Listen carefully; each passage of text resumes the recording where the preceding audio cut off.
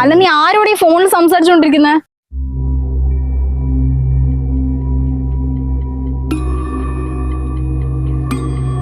ഞാൻ ആരോടെങ്കിലും സംസാരിച്ചത് നിനക്കെന്താടി? നിനക്കെന്താന്നോ? നീ കാരണം എന്റെ ജീവിതം ഇല്ലാണ്ടായി.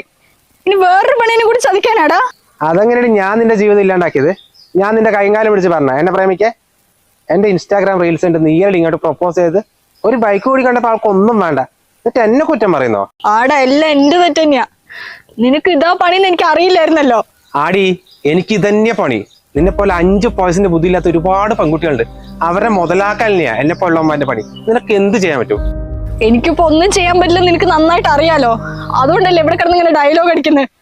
അല്ലെങ്കിൽ എന്റെ വീട്ടുകാരും പറ്റിച്ച് ഞാൻ ഇറങ്ങി വന്നതല്ലേ. ഞാനാടി നിന്നോട് ഇറങ്ങി വരാൻ പറഞ്ഞേ? നിന്റെ വീട്ടിലിരുന്ന് മതിയാ എനിക്ക് ആട്ടോട് റീൽസ് ചെയ്യണം, ട്രിപ്പ് പോകണം പറഞ്ഞിട്ട് നീയല്ലേ എന്റെ കൂടെ ഇറങ്ങി വന്നത്? അല്ലെങ്കിൽ കുറച്ച് മാസം പരിചയമുള്ള ഞാൻ വിളിക്കും അതുവരെ വളർത്തി തന്ത്രം നല്ല ഉപേക്ഷിച്ച് എന്റെ കൂടെ വന്നല്ലേ? അപ്പൊ നീ അനുഭവിക്കി. ആടാ, എന്റെ വീട്ടുകാരും ചതിച്ചെന്റെ ശിക്ഷടാ ദൈവം ഇപ്പൊ എനിക്ക് തന്നോണ്ടിരിക്കുന്നത്. അറിയാലോ. എന്നാ പിന്നെ അടങ്ങി ഒതുങ്ങിയിരുന്നോ? വീട്ടിൽ നിന്ന് ഇറങ്ങുമ്പോ ഒരു 10-15 രൂപ സ്വർണം കൊണ്ട് വിചാരിച്ചേ ഇത് ആരെ പവൻ കൊണ്ടുവന്നിട്ടും അവളുടെ ഡയലോഗ് അടിക്കുക. അത് മുഴുവൻ നീ കൊണ്ട് വിറ്റ് തിന്നില്ലടാ. ഇത്ര കാലം ഇവിടെ ഇരുന്ന് നന്ദിയില്ലേ? അല്ലാണ്ട് നിനക്ക് ചെലവ് തരാൻ വേണ്ടി ഞാൻ പണിക്ക് വേണ്ടി? എടാ, നിനക്ക് ഇനിയെങ്കിലും ഒന്ന് നന്നായിക്കൂടെ? നമുക്കൊരു കുഞ്ഞല്ലേ വരാൻ പോകുന്ന.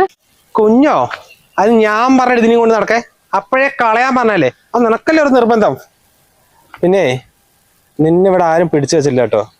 അല്ലെങ്കിൽ നിന്നെ കൊണ്ട് ഇനി ഒരു ഉപകാരമില്ല. ആ മോളെ എന്തോ